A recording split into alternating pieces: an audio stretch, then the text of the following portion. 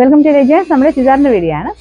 First one വരുന്നത് daily യൂസിന് വരുന്ന മോഡലാണ്. ഇപ്പോൾ ഇതൊരു അക്കോബ ഡിസൈൻ ആണ്. ടോപ്പ് കംപ്ലീറ്റ് ആയിട്ട് കൊടുത്തേക്കുന്നത്. സെമി സിൽക്കിന്റെ ഫാബ്രിക് ആട്ടോ. നല്ലൊരു റെഡിഷ് മെറൂൺ ആണ് കളർ വരുന്നത്. റെഡും അല്ല മെറൂണും അല്ല, നല്ല കളറാണ്.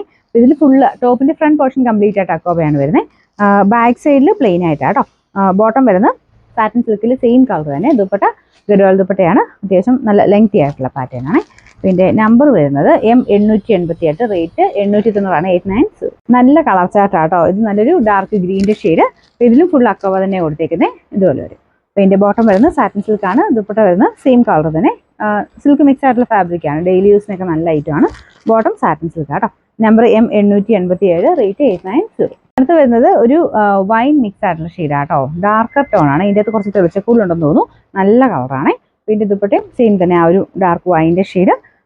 മൊത്തത്തിൽ കാണാൻ നല്ല ഭംഗിയുള്ള ഐറ്റം ആട്ടോ. അതായത് സ്ഥിര ഉപയോഗക്കാർക്ക് ഡെയിലി ഒക്കെ വാഷ് ചെയ്ത് ഉപയോഗിക്കാൻ വേണ്ടി വരുന്ന ഐറ്റമാണ്. എല്ലാത്തിനും ബോട്ടം വരുന്നത് സാറ്റിൻ സിൽക്കാണ്.